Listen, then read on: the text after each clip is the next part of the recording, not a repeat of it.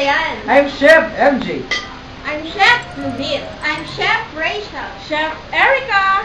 Our recipe for today is Pinoy Style Yema. Yum, yum, yum! Here are the following ingredients.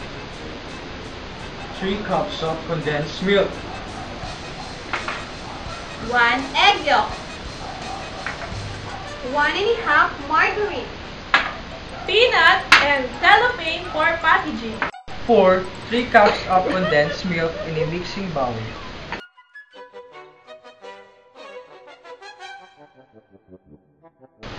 Mix the egg yolk.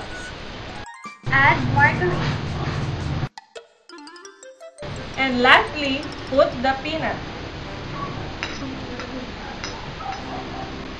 Mix all the ingredients well.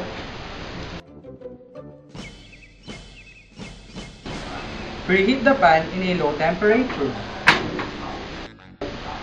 Put mixed ingredients in the heated pan.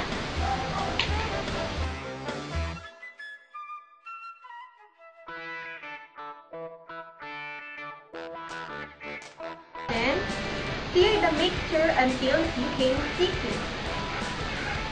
Guys, you can prepare it at home so that you can have bonding with your family. Oh, really? I didn't know it.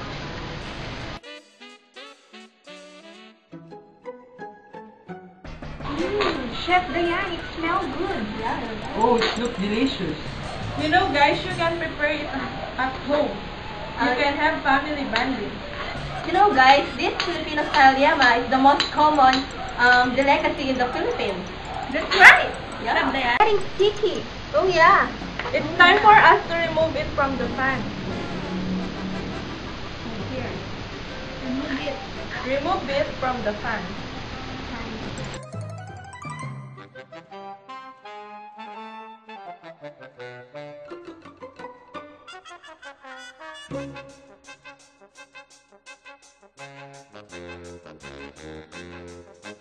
Oh, I'm so excited to taste it. You can taste as much as you can. For only 50 pesos, you can produce 100 pieces of yema. Let's taste them. Yay! If you want the recipe, just log on to www.yumyumyum.com. See you all tomorrow, guys!